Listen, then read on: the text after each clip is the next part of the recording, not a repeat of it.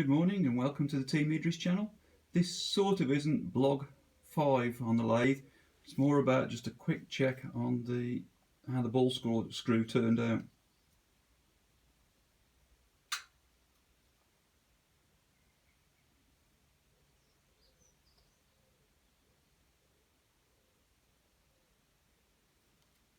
So I've got 1.5 divisions of slop in the keyway internally.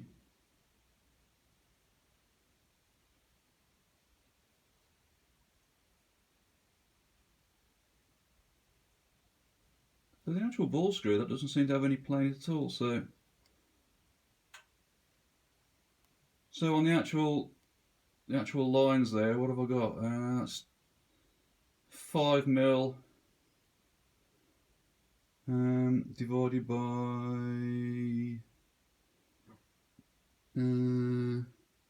200. Yeah, so that's some sort of a dimension. Anyway,